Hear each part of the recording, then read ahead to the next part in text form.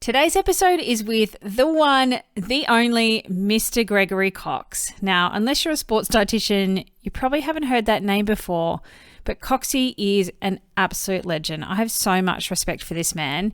I've known Coxie my entire dietetic career. He was the man that took the sports nutrition course that I did to become qualified as a sports dietitian back in, I think, 2009. And I had the honour of working with Coxie at the Australian Institute of Sport for my fellowship. And then that went on to become my contract through Triathlon Australia. He basically taught me everything that I know and has been pivotal to my entire sports dietitian career. He currently holds a teaching position at Bond University on the Gold Coast, here in sunny Queensland, and is actually an incredible triathlete in his own right. He is a weapon on the race course, but now mostly dominates the surf Ironman scene and does a tiny amount of training to claim the title every year. He should have been on the podcast way earlier than he is, but the reason that I've asked him to chat with me today is because he's recently published a paper on the use of continuous glucose monitors in sport, which is a topic I know that you are extremely interested in. A lot of the Triathlon Nutrition Academy athletes talk about it, and I think it's great to get his perspective on it. So without further ado, let me introduce you to the legend that is Greg Cox. Welcome to the Triathlon Nutrition Academy podcast, the show designed to serve you up evidence-based sports nutrition advice from the experts. Hi, I'm your host Taryn, accredited practicing dietitian, advanced sports dietitian, and founder of Dietitian Approved. Listen as I break down the latest evidence to give you practical, easy to digest strategies to train hard, recover faster, and perform at your best. You have so much potential, and I want to help you unlock that with the power of nutrition. Let's get into it. Welcome to the podcast, Coxie, bringing the A-team back together. Hey, thanks for having me. I was just saying offline, this is probably a little bit weird. You're like my ultimate mentor. You've shaped my entire sports nutrition career, and I'm talking to you on my podcast. The tables have shifted. Is it weird, Coxie? It is weird. I'm a guest. You know, that's I feel privileged to be a guest. I've been waiting for this call forever. I thought it was never coming. You are welcome anytime. I'm happy. Maybe you could be a co-host on the Triathlon Nutrition Academy podcast. There you go. There was no one better qualified to be my co-host. What do you reckon? That'd be great. I'd have to get a new shirt. Maybe I like orange, so I could get something blue, perhaps. That's my two favorite colors. Yeah, that's the brand colors for the podcast. So we're in sync. Man, unreal. So I've invited you on eventually. I'm happy to chat to you anytime about all the things. You are like the first person I think about when I have a challenge when it comes to nutrition. But today I want to pick your brain on continuous glucose monitors and where we're at in understanding their use in sport. I've actually been putting off this episode myself for ages because it's big, it's deep. There's lots of things we need to consider. And so to have you on to do like we used to do back in the day of the A-team, pick your brain, is an honor. Well, certainly appreciate you having me on, and CGM's something that we've been chasing the last couple of years. So I think it's very topical. It's probably most topical in endurance sports. So it has a lot of application in triathlon. Yeah. So all of the listeners are triathletes. We have a few random, swimmers that wish they did triathlon and cyclists and things like that, but definitely endurance focus. You have co-authored a new paper on the use of continuous glucose monitors in sport. We're going to call it CGM for short because it's a mouthful. Published in 2023, but it's something that you have been working on for the last sort of 3 or 4 years. And I'll link that paper in the show notes if you do want to dive into it. But I wanted to get your thoughts on the lay of the land with where it's at now, because you're really across the limited, the 5 studies research that is in this space. But to kick us off, why are we suddenly obsessed with these things? Why has it just exploded in the sports space? CGMs have been around in diabetes management for the past, so say 20 plus years. And they've been a game changer in that space, in that they've assisted people with diabetes to have better blood glucose control. And so they're able to, in real time, monitor their response to exercise and also diet, so what they're eating from one meal to the next. I guess it was only recently conceived that they might have application outside of people with diabetes. And so there's been a mass interest in the application of CGMs for performance and also health and well-being, which has only come about in, I guess, sort of post-COVID, really. I can't recall the specific date the first option came out for people that didn't have diabetes or healthy populations, but it's probably been in the last 3 years. So I think it's why are we interested? Because they're reasonably non-invasive, and you're getting a metric. And everyone these days, they love a metric, right? For athletes in particular, love it. Love the data. So I think it's I guess it's an output data from the interaction between exercise, rest, and diet. And so rather than asking someone about their dietary intake, and no one loves doing that because it's, laborious, it's time intensive, it requires, input from the consumer. And so, you can put a CGM on and that gives you an output from that. So I often look at, an athlete, they're a machine. And so there's some inputs into that machine, and then you can measure some outputs, right? So you can measure dietary intake that goes into the machine or the athlete, but that's cumbersome. Or then you can measure the outputs, and that might be performance, might be CGM response or their blood glucose response. And CGMs isn't quite blood glucose, but it mimics your blood glucose. So for somebody that's never used one before or know how they work, do you want to explain that? Like explain how you actually put one on and what it's measuring? Sure.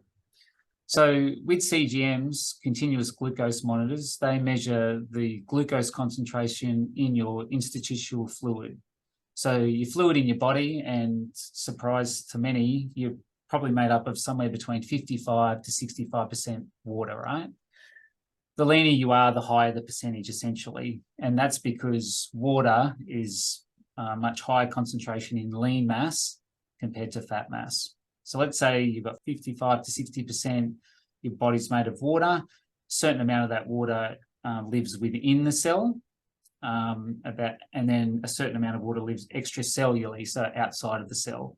Love a good science lesson. Yes. Yeah. And so within that, so it's about 2/3 within the cell, about 1/3 outside of the cell. Outside of the cell, you have your plasma. Everyone's familiar with plasma, within your blood. And then you've got your interstitial fluid. And so that sits outside the cell, around the cells. And so plasma glucose, if you want to measure plasma glucose, or you can either take a blood draw to do that. And that's not particular, that's reasonably invasive. You need to be, people would be familiar with that when they go to a pathology lab and they get their blood screens, and you would get perhaps a fasting blood glucose, or you might even get a random blood glucose. You can take capillary glucose, which is more commonly used, again, with people that are living with diabetes. And that's where they might prick their finger to get an idea of their capillary glucose. And capillary and plasma glucose, they relate really closely. Interstitial glucose is essentially the glucose that sits like in that extracellular fluid that's not plasma. And it runs a delay of about 10 to 15 minutes behind plasma glucose. So whatever happens in the plasma, the interstitial glucose sort of follows that. The two have been shown to be reasonably reflective of each other. With a CGM, they're devices that are typically put in the upper arm, at the back of the arm, or in the lower part of the abdomen. And they a small insertion, and it's probably like a bristle, of a toothbrush, but a little bit shorter than that. So the monitor has a very small, it's sort of like a nylon thread that goes into the interstitial just below the skin in the interstitial space. And that monitor picks up through a particular chemical reaction, picks up the glucose that sits within the interstitial fluid. And so from that sort of links back to an iPhone app. And so some of the CGM monitors, you have to swipe past the monitor within every 8 hours, and it will download the data. Mm-hmm. Some of the apps that are, or some of the new CGMs, they will talk wirelessly to your phone, and even some of the other devices that you would track your metrics on as well. And so in real time, with let's say a delay of 10 to 15 minutes, you can see your blood, or essentially your blood glucose response or your interstitial glucose response. Yeah, it's pretty cool. And it's like, I can definitely see why people are really interested in it. And there's lots of devices being developed in the sport-specific market now. Like, it's been around for forever with diabetes. Is there any difference between those diabetes monitors and the sport-specific one that's on the market? Yeah, so with the sport-specific monitors, typically what they do is that they limit the range of capture that the glucose will report on. So it can't be used as a diagnostic sort of tool. Let's say, with someone that's with a regular monitor that you might purchase if you have diabetes or living with diabetes, it would measure your blood glucose down to very low levels, right up to extremely high levels. And the variation that someone that's living with diabetes would have, they might have a blood glucose, so like a low blood glucose or of like 2 or 3 millimole, right up to the mid to high 20s, right? So normal range is between 4 and 8. It's normally lowest in the morning after that overnight fasting period. And then it might peak like quickly after a meal and then come back within that sort of that range of 4 to 8. So most people that have a healthy glucose response would spend almost 100% of their time within that range. And they might spend a small amount of time, 1% perhaps, outside of that range. People that are living with diabetes that have poorly controlled diabetes, they spend much more time outside of that range. So they have larger swings within their blood glucose, within their glucose, and that's been shown to have various health consequences, sort of long-term consequences. So does that answer your question on that one? Yeah. Yeah. And interestingly, the sport-specific one is like double the price of a normal diabetes one, and it's not TGA approved. Is there accurate data coming from those sensors yet, or do we just not know their accuracy? No, the actual monitor itself is the same monitor. The device itself is the same device that's used. They just spec it differently. So the accuracy is, you wouldn't expect it to be any different. The range at which it captures is a lot smaller than the range that you would have with other monitors. So in terms of and there's a range of different ones now. So there's Levels, which is a brand out there. The Super Sapiens, which is perhaps the most commonly known brand out there as well. And they typically have used monitors that are existing monitors, but they get them spec'd differently, and then they're able to sell them for more money. Well, I don't think so much. It's not about that. Like, interestingly, the monitors that are now sold for people that have diabetes in Australia, like, they've just been subsidised for people with diabetes, and that's because the outcomes of using them, like, they have great outcomes in terms of their longer term health. So the cost of the devices, you can purchase a device, for instance, that is available for people with diabetes on the internet if you chose to do that. And depending on which device that you went to buy, the costs do vary. Yeah, and it's based around some of the consumables that you need for the different devices. So we're plugging the data into an app or some sort of, program. I see the challenge with somebody, a layperson, interpreting that. Like, how does somebody, plug and play that and go, how do I make meaningful assumptions or change what I'm doing based on the data it's providing me? That's a fantastic question. Yeah. That is why you're here, Coxie. Yeah. So within the diabetes sphere, there's a few metrics that you would then produce with the data. And those metrics around, typically the theme of those metrics is around capturing variability. And so that's variability, throughout the day. There's also metrics from day to day as well that you might look at.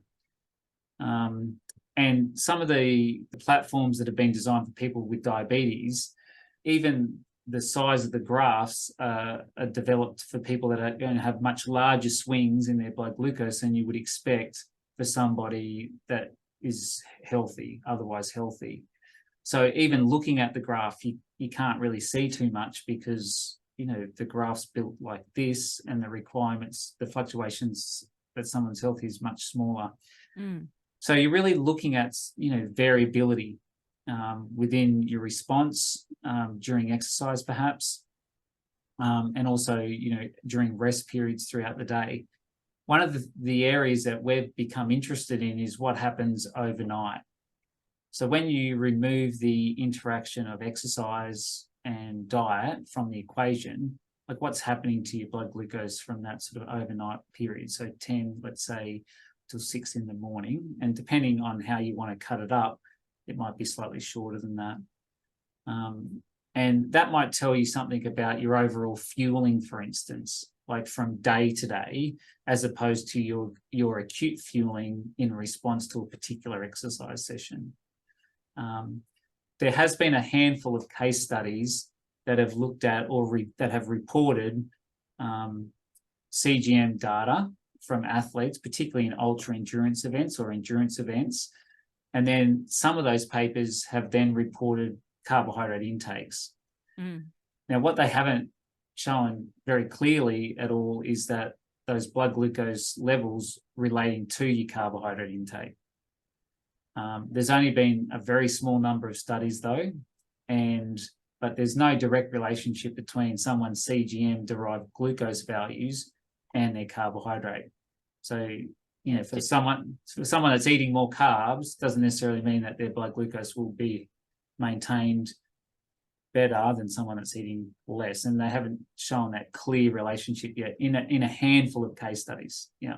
Yeah, and those papers are in the paper that you wrote. I think there's 5 in there, and the sample size, like the athletes in there, are in the range of 7 athletes to 10 athletes. Like one of them even had 2 athletes.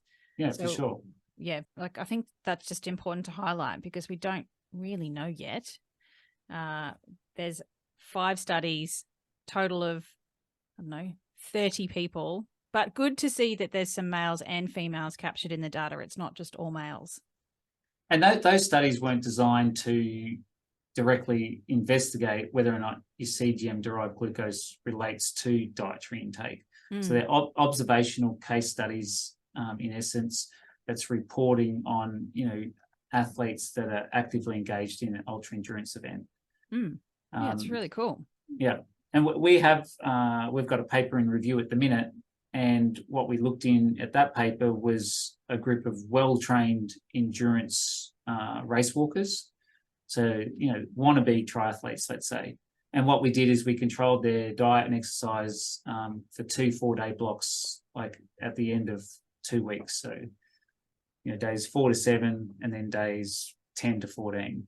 And they replicated what they did. And what we were looking at was like when you replicate your diet and exercise, like how much noise do you get, like when you're using CGMs?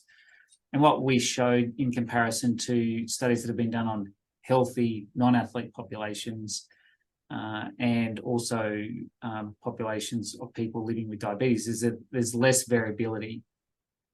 And so that probably relates back to their metabolic flexibility. So they're able to use different fuels more and jump between fuels. And they're also able to use fuels more quickly when they become available. And so that was a really neat study. And that will provide a benchmark so that if we're doing intervention studies in the future, like what you're basically looking for, if you're trying to create a difference that's larger than that natural variation that occurs. So they were free living, but it was under standardized exercise and diet conditions, and currently in review. So we're fingers crossed at the minute, that might come out in the next 2 to 3 months. Oh, awesome. There you go. Hot off the press. So what is the lay of the land with using these things right now? Like, any advice for somebody that is, has bought one and they're trying to implement it into their training and nutrition, or somebody that's thinking about doing it? What advice do you have for that person? I think if you thought about buying one, the first thing you'd want to do is you have to invest in trying to understand your exercise. So some of those metrics that you might already have hold of, but also capturing your dietary intake as well. The idea was, conceived, why would I want to chase up CGMs? And it was to try to understand or spot check, like an athlete, as to whether or not they were meeting their fueling requirements. So often you would sit down with an athlete, and sort of talk to them about their recent dietary intake. And as a sports dietitian, I might even target in, like, on a particular heavy training day, right? I want to see if are they doing what they need to in and around that training day. And I guess the idea initially, at least, was that can a CGM or the data that's derived from a CGM help me understand that connection better? And like I've mentioned, like what's happening within the exercise session, it might not provide us as much information as we initially thought. Yeah. But that overnight period, we have some pilot data, some of which was included in the review that we already published, and some is yet to be released. But there's a suggestion that, like, under conditions when you haven't met your fueling, so you're in a situation where you've got low energy availability, and I'm sure you've talked about this plenty, that overnight period you run a bit lower. And so, that might be the window that provides us most information about how well you did yesterday. So did you meet what you needed to do from a dietary perspective, like the day before, rather than sort of understanding what you're doing right now? So as a dietitian, you've got some subjective information from the athlete, about how they performed in the session, how they felt like during the session, how they've recovered, were they able to sort of completely finish off a session? And then, this objective information might provide some extra information to me as a sports dietitian to best understand that. Diving in and buying one, like at the moment, well, depends on how much, like, disposable income you've got and how much you want to spend. Because like I said, we're only starting to somewhat understand whether or not they have application to people, healthy individuals, that have like a normal glycemic response to both exercise and diet. And I think it becomes even more challenging when you've got athletes that are engaged in activities that are like really intermittent activities, high intensity, and particularly collision-based sports, because your sympathetic, drive becomes important then, and that has implications on your blood glucose response as well.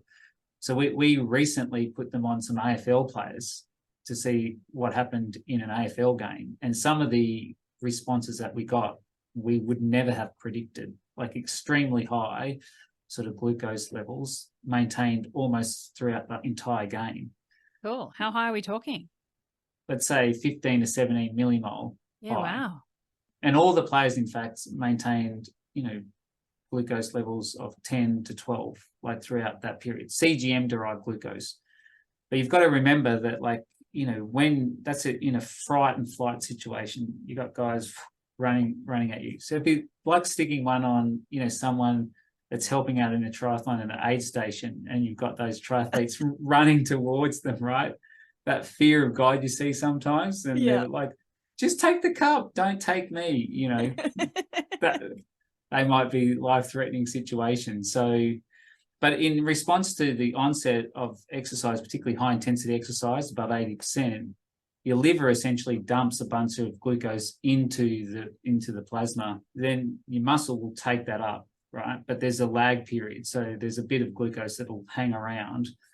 And typically, you don't have much. We're talking in terms of all your plasma, you're only got at any one point in time about 4 grams of glucose floating around your plasma. So, that's like, a a quarter of a banana. So the shuttling, the rate of appearance and then the disappearance of that glucose, like, is influenced by a range of things, not just by what you eat. The intensity of exercise is important. Obviously, the duration of exercise as well, how well trained you are, will all influence that. I think that's really important to highlight. It's not a direct measure of what's going on at the muscle level. So can we talk Yes. about, muscle glycogen and CGM use, and is that, like, what are we understanding there by checking our interstitial glucose versus what's actually happening at the muscle? Because I know a lot of triathletes are using them to prevent bonking or hitting the wall. So can you help explain that a little bit better so that people understand that whole interaction? With the CGM, we're looking in a window at plasma glucose in essence, right? And it's about a 10 to 15 minute delay of what's going on with plasma glucose. And we're basically looking at the concentration of what's happening.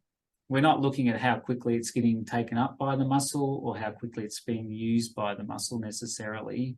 So we're looking at like a reservoir, and that reservoir is, I guess, filled up by glucose that might be produced and delivered into the system by the liver, or can come directly from the gut into that into your plasma or your interstitial fluid, and then it'll be taken up into the muscle.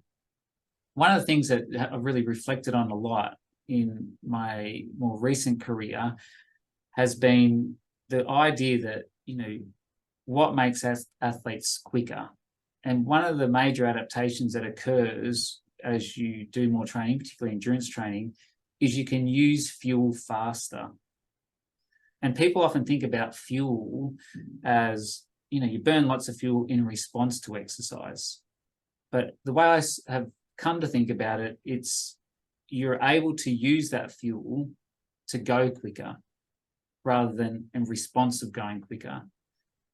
So your body gets better at shuttling carbohydrate like into the muscle, and then you actually get better at storing carbohydrate within the muscle as well. And your body then gets better at using that energy or that carbohydrate more quickly. So by using energy more quickly, you can move more quickly. So you perform better. So if you look at a triathlon, Ironman, or Olympic distance, if you look at a slower athlete and a faster athlete, they burn roughly the same amount of energy or carbohydrate. But the athlete that goes quicker, they just burn it a lot more quickly, which is part of the reason they go quicker. I mean, there's other changes that happen metabolically, the cardiovascular system as well, but the muscular system, there's major adaptations that occur in response to endurance.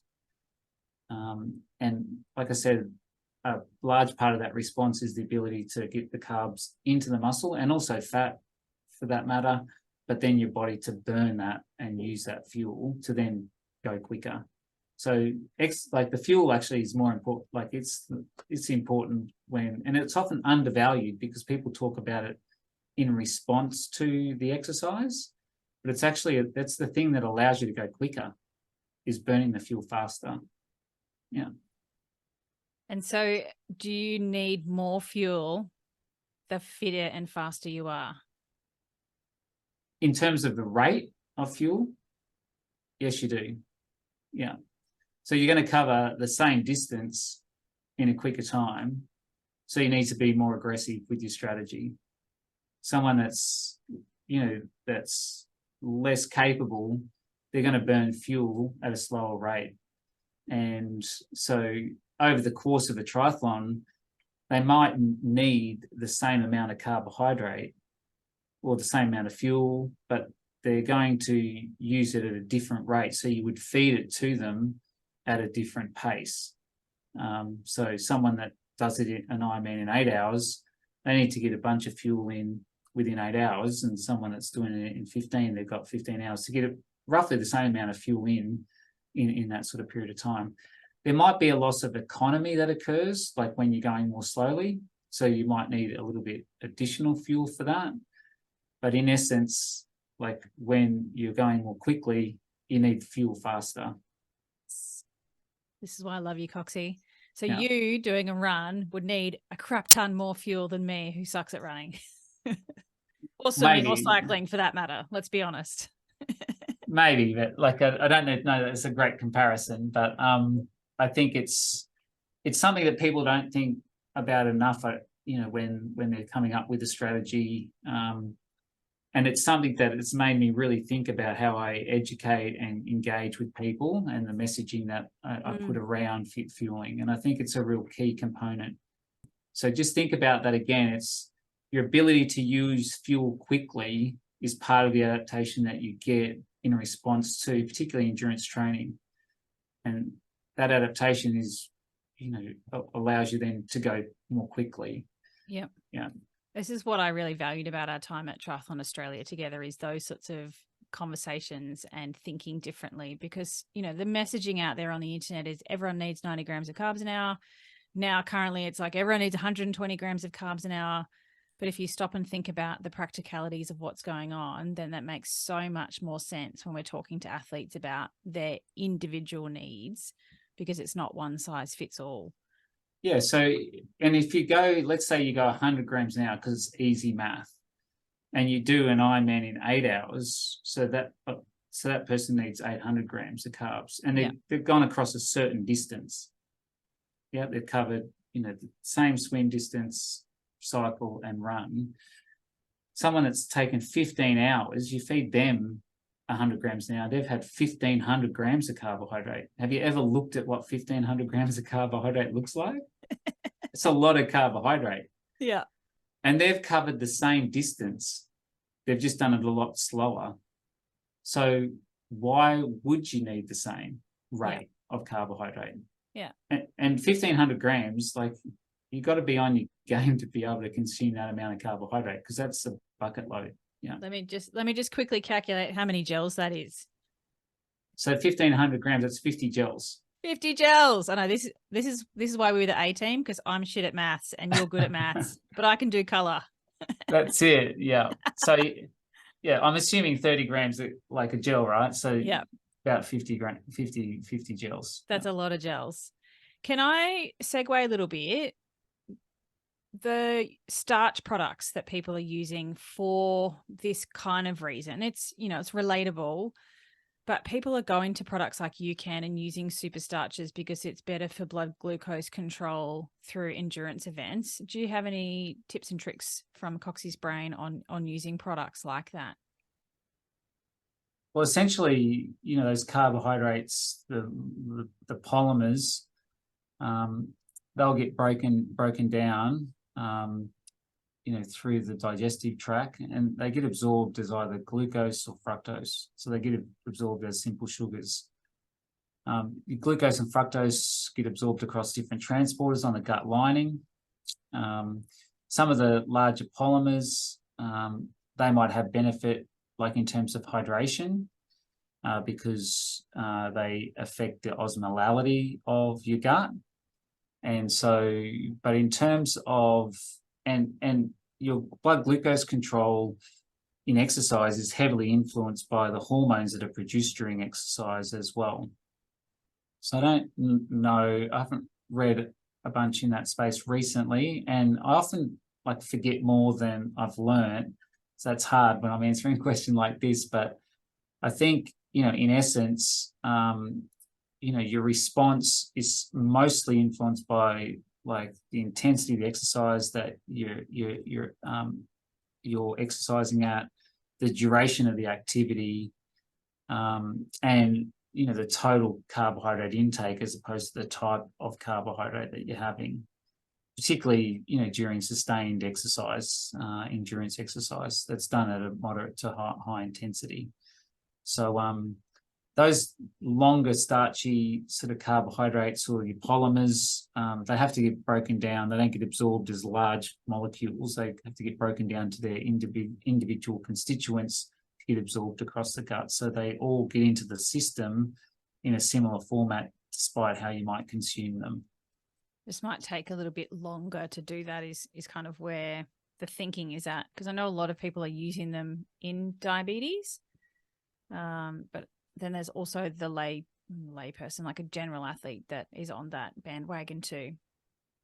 Yeah, and I've never sort of thought about like delaying the carbohydrate into the system like during exercise, because, and I say that because like my PhD was done around looking at and investigating carbohydrate intake strategies for high intensity endurance sports, i.e. Olympic distance triathlon. Yeah.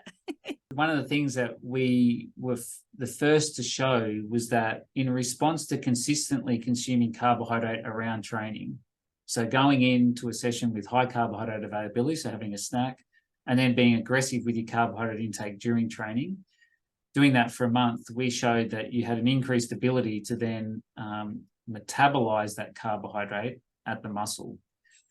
And we took muscle biopsies in one of the studies, and we looked at the transporters, across the muscle that get carbohydrate into the system, GLUT4, and we didn't show an appreciable difference between the two groups in the increase that you get in GLUT4 in response to regularly exercising, and that's an adaptation that you get, and I spoke about that earlier.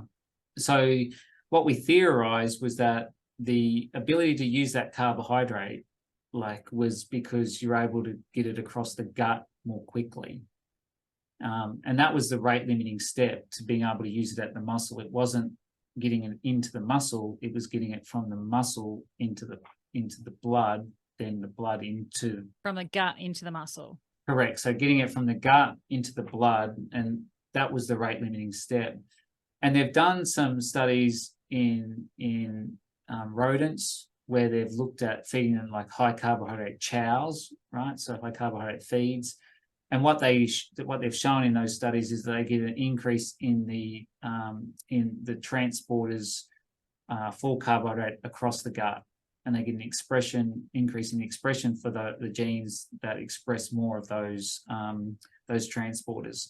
So we didn't take gut biopsies in our study. We had enough trouble taking muscle biopsies. And others have shown that you're able to train that pathway, and it's believed in humans that the rate limiting step to be able to use exogenous, so carbohydrate that you consume, is across the gut, not the muscle. Yeah. And you really want to try to maximize that. And there's an old study that I think about a lot, not at night before I go to bed, but like when I'm thinking science. And they had guys exercising high intensity, really well-trained cyclists. They fed them a good amount of carbohydrate. It was like over 100 grams in sort of a 60-minute sort of high-intensity effort. And they used about 10 to 15 grams of that carbohydrate was actually used in the muscle in that sort of window of time. And in essence, in an endurance event like triathlon, you want to try to optimize the use of that exogenous carbohydrate or the carbohydrate that you're consuming. And so, that train the way you race, people talk about that. And part of the reason that you want to do that is to train that system of getting the carbohydrate across the gut. So why you would want to delay that, I'm not really that sure on that, particularly when it's a fuel that you want to provide to the muscle during exercise. And during exercise, your body will, steady state, continuous, submaximal exercise, your body will regulate your blood glucose response. And that's from the hormonal response that you get during exercise. In high intensity, what we've shown, at least with CGM derives glucose in sort of team sports where people are trying to run into each other, blood glucose seems to be more variable. Yeah. In summary, we don't want to be focusing on a lot of the slow digesting, long chain carbohydrate starches, because we really want to try and maximize the ability of our gut to absorb that carbohydrate across the lining into the bloodstream, get it into the muscle as fast as possible.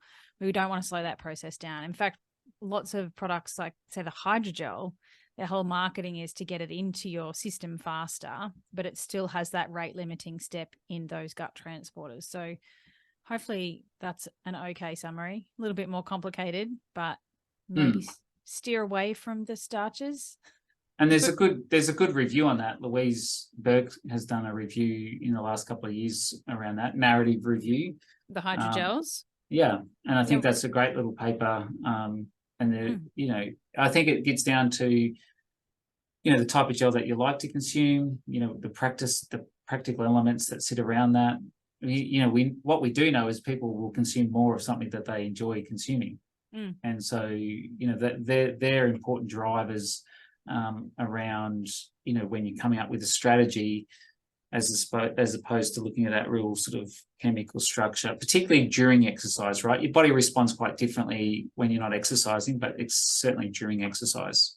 Yes, I did get Andy King onto the podcast to talk about hydrogels. Actually, that was total nerd out. I loved it. I'm not sure the listeners enjoyed it as much as me.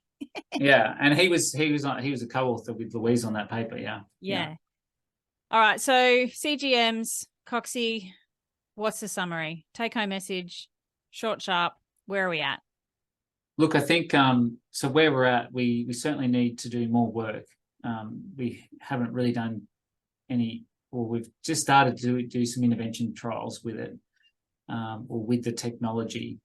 There's lots of information coming out, and if you're going to spend some money on trying to refine your nutrition, there's better support at the moment to see a sports dietitian than there is to buy a CGM, right? I didn't pay you to say that. No, and for 100%, and I'm a sports dietitian, I maybe buy a sample here, but at the moment, if you're looking at where you spend your money. Now, the difference between the two, right, is that one requires a higher level of investment than the other. But I think one of the things that people forget is, fueling or your diet sort of makes up 50% of the equation. And so, people are happy to invest in a whole range of other tools and think they can read about nutrition to get, individualized advice. I think, your money is well spent in seeking the advice of a skilled sports dietitian, particularly the one that works in endurance sports. So are they promising? They might be. If you do buy one, there are options on the internet, so make sure you look at your options that are available. And if you're using it, to understand it at the time of use, you want to be tracking your exercise and your dietary intake to get a full understanding of that interaction of the two. That would be my sort of current advice on them.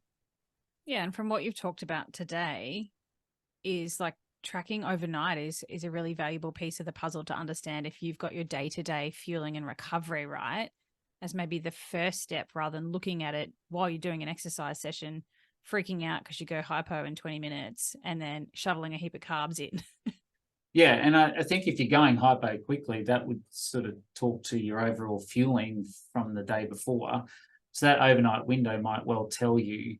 And that can also perhaps come alongside other body awareness cues that you might get. So if you're one of those athletes that wakes up hungry, 2:00 in the morning. I remember working with a guy that used to do that. He'd get up and eat a 200-gram packet of chocolate sultanas. And I'm thinking, hey, Jace, you're probably not eating enough during the day, dude. And so if you wake up in the middle of the night hungry, or if you're waking up famished in the morning, if you stuck a CGM on, it'd probably tell you that you're sort of a bit low and you haven't eaten enough the day before. So a CGM, there's real time, short delay. They are novel data. We're still understanding what it tells us, in terms of fueling strategies at rest and also, during sport. So tread carefully. If you like your data, sure. But if you haven't seen a sports dietitian, make sure you go down that route as well. Oh, thank you so much, Coxie. I couldn't have said it better myself. Definitely nutrition is the fourth leg of triathlon. I talk about that all the time. And there's so many things that you said today that I'm that's the way I teach athletes stuff. So, your job here is done. You did good. You did good, Coxie. But thank you for sharing all your knowledge and expertise on an area that is just exploding at the moment. So I'll definitely get you back if you'll come on board when you've done the next round of research before that gets published, so we can get all of the juicy details before it takes 3 years to get that paper out in press. Yeah, no, dramas would be great. Like we're pretty close to getting a couple out, so you might see me sooner rather than later, huh? Yes, I'm excited. Thank you so much, Coxie. Thank you. Thanks for joining me for this episode of the Triathlon Nutrition Academy podcast. I would love to hear from you.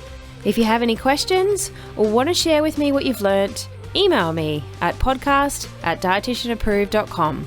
You can also spread the word by leaving me a review and taking a screenshot of you listening to the show. Don't forget to tag me on social media at dietitian.approved so I can give you a shout out too. If you want to learn more about what we do, head to dietitianapproved.com. And if you want to learn more about the Triathlon Nutrition Academy program, head to dietitianapproved.com/academy. Thanks for joining me, and I look forward to helping you smash it in the fourth leg. Nutrition!